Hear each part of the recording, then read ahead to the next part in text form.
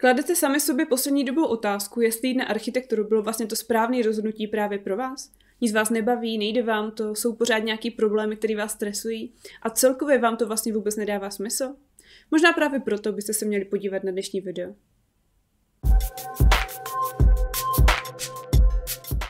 Ahoj, jak už jste z úvodu videa určitě pochopili, tak bych se dneska chtěla věnovat tématům, který se týkají psychické očisty při studiu i v práci, syndromu vyhoření a jakýmkoliv negativním pocitům, které nás můžou potkat, když děláme něco, co milujeme a přeženeme to. Poslední dobou se téma psychické pohody u nás v architektonické bublině otvírá čím dál víc. Spousta lidí se podělilo o to, že prošli nebo prochází syndromem vyhoření, že skončili na psychiatrii, že berou antidepresiva a celkově, že mají špatně nastavený zvyky už ze školy, které se následně propsaly i do samotné praxe a mají díky tomu špatný psychický i fyzický zdraví. Tohle všechno samozřejmě nezní vůbec hezky. Pokud by vás zajímaly konkrétní zkušenosti architektek a architektů z českého prostředí, tak doporučuji Instagram architektky, kde ve výběrech najdete spoustu příspěvků právě na tohle téma. Nedávno taky vznikla iniciativa Neklikej a spi na ČVUT, kde se snaží změnit nějaký zvyklosti a tlak, který na nás vyvíjí učitelé a celkově ten systém už právě při studiu a negativně potom ovlivňuje nejenom průběh toho studia a to psychické zdraví, ale i následné vlastně zvyky, které si přebíráme z té školy a aplikujeme je potom v praxi. Myslím si, že skvělou zbraní proti tomu všemu je právě prevence. Já jsem pojem syndrom vyhoření znala už na vysoké, takže jsem se s tím nějakým způsobem seznámila, věděla jsem, že to existuje, jak to zhruba může až dopadnout a naopak i to, čím to může začít. Jelikož jsem toho měla fakt hodně, neměla jsem žádný volný čas na rodinu, na přátelé, na nějaké další koníčky, tak jsem se snažila s tím začít pracovat už v té fázi, kdy jsem začala cítit, že nemám moc energii, nic mě nějak nebaví, už to je fakt moc a snažila se mnohem víc aktivněji hledat právě ty činnosti, které mi můžou tu energii dobít a můžu nějakým způsobem zrelaxovat svoji mysl i tělo.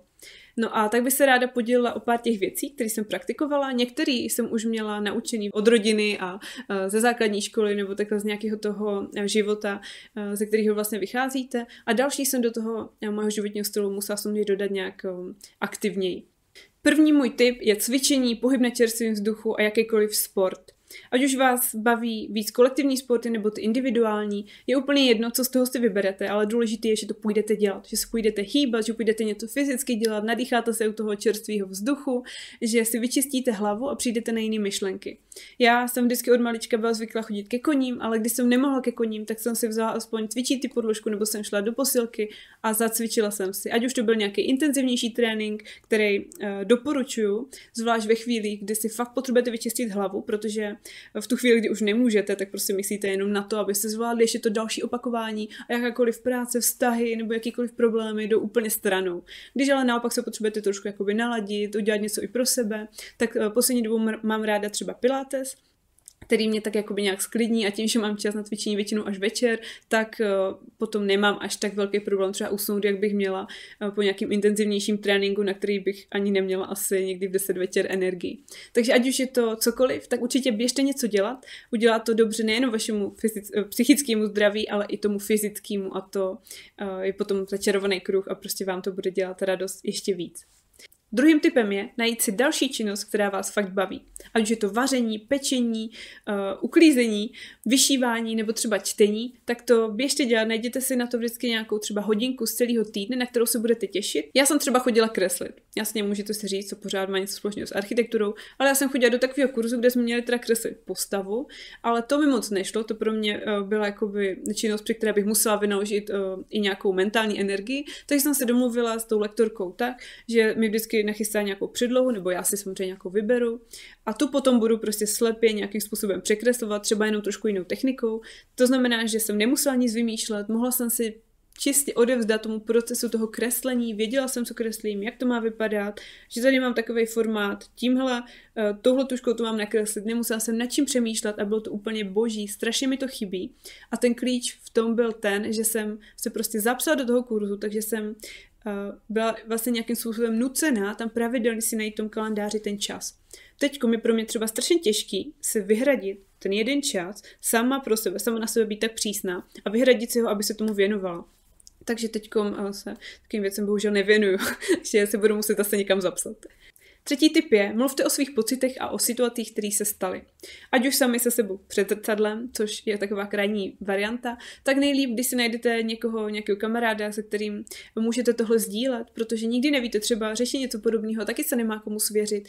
Postěžujete si navzájem, povzbudíte se, budete se cítit líp a může vám to pomoct. Pokud tohle není úplně varianta pro vás, tak doporučuji si koupit deník, kde si to budete pravidelně psát, kde vždycky vyjádříte si svoje emoce, takže je nějakým způsobem ze sebe vyventilujete. A ještě k tomu se můžete podívat další den z nějakého nadhledu a zanalyzovat, jestli to bylo tak vážný, nebo si přečíst ty různé příspěvky z dalších dnů a zanalyzovat, jestli se vlastně ta celá situace nevyvíjí právě tím špatným směrem a nebudete třeba potřebovat vyhledat nějakou odbornější pomoc. Čtvrtý tip. Smiřte se s tím, že je v pohodě nemít všechno úplně dokonalý. A je to tak prostě normální. Pátý tip je asi jeden z mých nejoblíbenějších. Napište si seznam nebo si udělejte koláž vašich úspěchů. Všechno, co vám dělá radost, co se vám kdy povedlo, na co se za sebe pyšní a dejte si to někam dohromady, abyste to měli na jednom místě a nejlépe tak, kde se tomu snadno dostanete. Takže třeba na ploše, na počítači, nebo si to strčte někam do diáře, abyste to měli vždycky u sebe.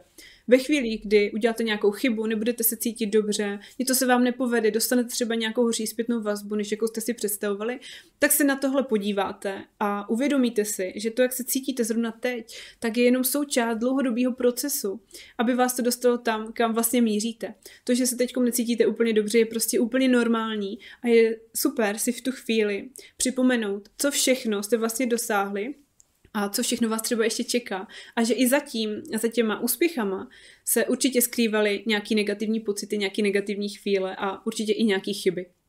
Šestý bod bude možná trošku kontroverzní, ale je důležité si uvědomit, že je to všechno vlastně jenom o nás, respektive o vás. Jak k věcem přistupujeme, jak si je bereme k srdci, jak moc jsme na sebe přísní, jak moc si vlastně dovolíme klást sami sebe na první místo, protože když jsme v něčem dlouhodobým, co nám nevyhovuje, tak je to většinou převážně naše chyba, protože proč v tom zůstáváme, proč se s tím nesnažíme něco dělat a změnit to. Případně proč se nesnažíme najít nějaký způsob, jak tu situaci vnímat prostě pozitivněji nebo k ní nějak prostě jinak přistupovat. Zkuste se nad tím trošku občas zamyslet, podívat se sami na sebe racionálně, nebo z nějaké prostě větší dálky a zhodnotit to bez nějakých sebelítostných a takových vlastně omlouvajících se pocitů. Je to občas osvobozující a určitě to je běh na dlouhou trať. No a poslední radou, jak tomuhle všemu předejít, je určitě vyhledat odbornou pomoc, pokud si s tím nevíme rady sami, nebo si dostaneme už do nějaké situace, případně fáze, se kterou si už třeba nedokážeme sami poradit. Tak jako my architekti jsme tady od toho, aby jsme pomáhali ostatním dělat naše domovy a prostředí krásnější, tak psychologové jsou tady od toho, aby nám pomáhali pečovat o naše psychické zdraví, tak se nebojme to používat.